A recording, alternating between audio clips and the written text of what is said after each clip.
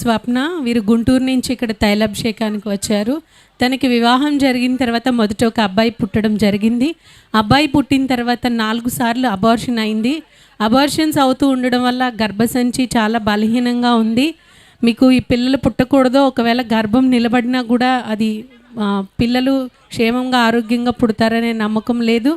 మీరు బలహీనంగా ఉన్నారు, గర్భసంచి కూడా చాలా బలహీనంగా ఉన్నదని డాక్టర్స్ చెప్పడం జరిగినప్పుడు వారు ఇక్కడ తైలాభిషేకానికి వచ్చారు. తైలాభిషేకంకి వచ్చి దైవజనులకు చెప్పి ప్రార్థన చేయించుకొని ఫలం తీసుకొని వెళ్ళారు. ఫలం తీసుకొని వెళ్ళినప్పుడు దేవుడు వారి దాంపత్యాన్ని ఆశీర్వదించి తిరిగి వారికి 4 అబార్షన్లు అయిన తర్వాత బలహీనంగా ఉన్నప్పటికీ దేవుడు కృప చూపించి గర్భం వచ్చేలాగా సహాయం చేశారు. గర్భం వచ్చిన తర్వాత కూడా డాక్టర్స్ దగ్గరికి వెళ్ళినప్పుడు డాక్టర్స్ చెప్పారు, ఇది అనుకోకుండా నీకు ఇన్ఫెక్షన్ వల్ల వేరే కారణాల వల్ల గర్భం అయితే వచ్చింది, కానీ అది కవల పిల్లలు ఉన్నారు గర్భంలో, వారు పుట్టే వరకు కూడా బ్రతుకుతారనే నమ్మకం లేదని డాక్టర్స్ చెప్పారు.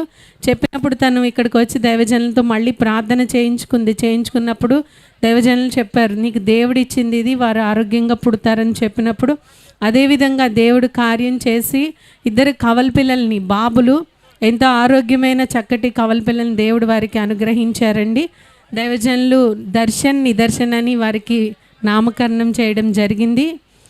4 అబార్షన్లు అయిన తర్వాత బలహీనంగా ఉన్నప్పటికీ దేవుడు వారిని ఆశీర్వదించి గర్భఫలాన్ని 2 కవల పిల్లల్ని వారికి ఇవ్వడం జరిగింది. దేవుడు చేసిన ఈ కార్యం బట్టి దేవునికి మహిమ కలుగును గాక. ఆమేన్.